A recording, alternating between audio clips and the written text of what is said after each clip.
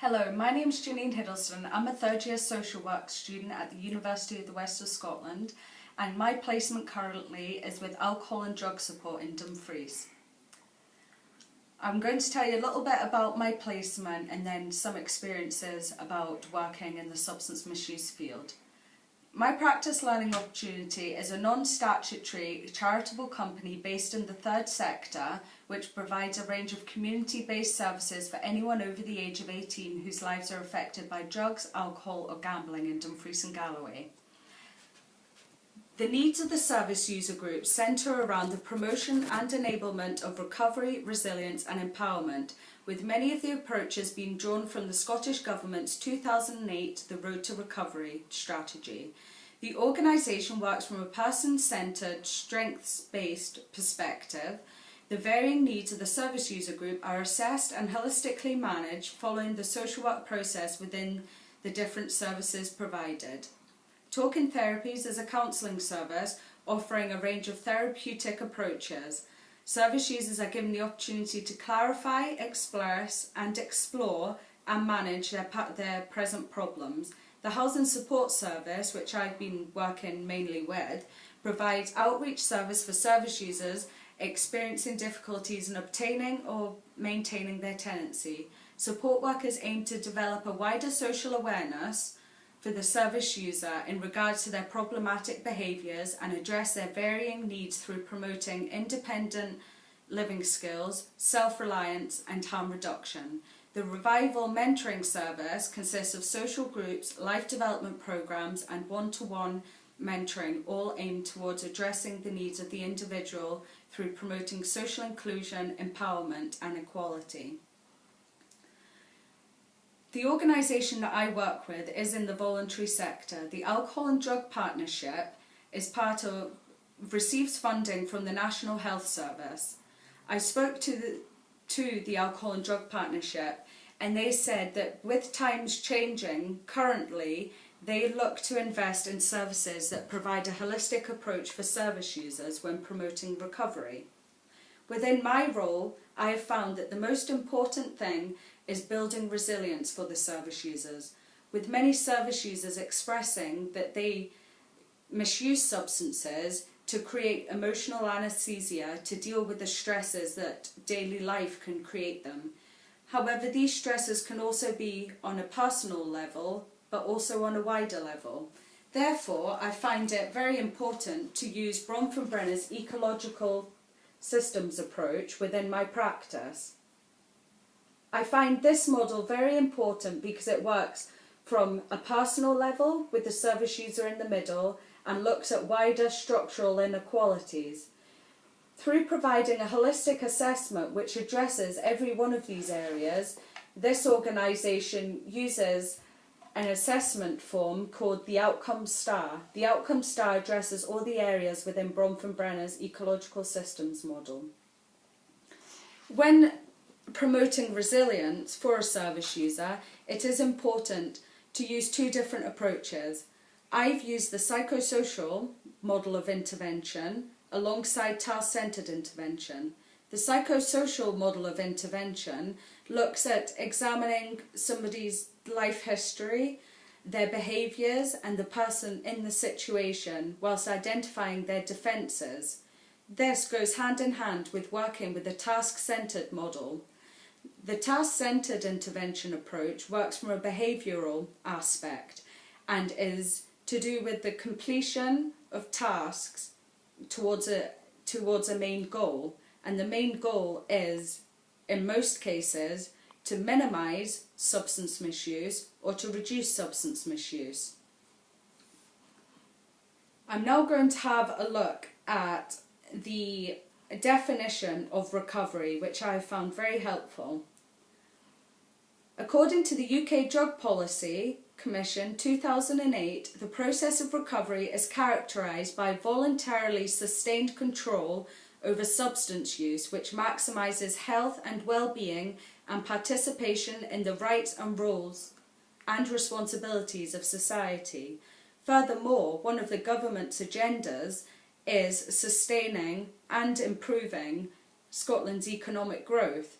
So therefore, the Road to Recovery document on one hand, states that recovery is promoting the individual's opportunities in life, but on the other hand, it's also looking at increasing Britain's workforce and getting many people that are on benefits, which may be due to their substance misuse or any other problems, such as mental health problems, which often does go hand in hand with substance misuse, getting them back into the labour market and sustaining economic growth.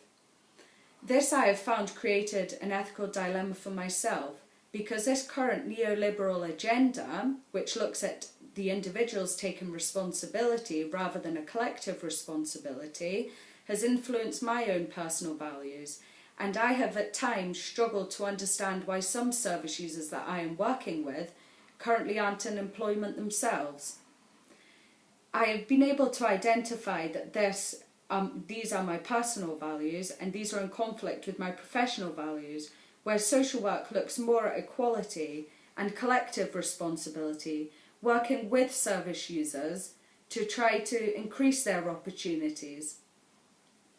I have found that one of the models that's very influential when working with service users and applying assessment and intervention is Prochaska and Di Clemente's 5 stages of change model. This model looks at the stages of pre-contemplation, contemplation, action, and maintenance. If you try to work with somebody that misuses substances that don't identify that they have a problem, being in the pre-contemplation stage, it doesn't provide much of a basis for change. However, when you're working with a service user who is at the contemplation stage, that gives you the opportunity to work, I find, from a psychosocial and a task-centred approach together. It's important to remember that this model is not static, it is fluid. Therefore, service users can easily regress from one stage to the other. Using the Bronfenbrenner ecological systems model, it's very important then to remember that a lot of the reinforcers for substance misuse behaviours come from structural inequalities. For example, benefits being suspended, that can create stress. This stress, therefore, can reinforce substance misuse behaviours. So it's important to bear these models in mind when working with substance misuse. I find that the most important thing is building upon resilience, and therefore, by building upon resilience, it's important to address the fundamental needs. When looking at the resilience model, which looks at resilience, protective factors, protective environment, vulnerabilities and adversity. Vulnerabilities and adversities are can hinder recovery and lead somebody to substance misuse. Therefore, when in assessment but also in intervention, it's important to address the fundamental basic needs, for example Maslow's needs of shelter and Doyle and Goff's autonomous needs of mental health, and also the need of economic security. By building a firm, secure basis, an example of this is making sure somebody's benefits are in place, that they can afford their rent, that they have got shelter, that they've got food. This is the basis to build upon resilience. And increasing resilience, therefore, means that you're able to more effectively promote recovery. Because by building resilience, service users, when they are faced by the adversities or the vulnerabilities in the resilience matrix, if they have got coping mechanisms in place through the development of skills in intervention, then therefore they are more likely to recover from substance misuse, because they can apply these coping strategies and skills and not seek substances to create emotional anesthesia. I've enjoyed my placement so far. I have learnt a lot, and it certainly has challenged my own stereotypes, but has also opened my eyes to the impact of stereotypes and labelling in wider society on enabling recovery for service users, with many members of society or family and friends thinking that when somebody is in recovery that it is just a phase, and therefore they lack support and often face social exclusion. It's important to remember that recovery is individual for everybody. Everybody goes through a different stage and adapts different skills and qualities when trying to promote resilience. Therefore, it's important when working with substance misuse, in my opinion, to make sure that assessment and intervention is person-centred and needs-led.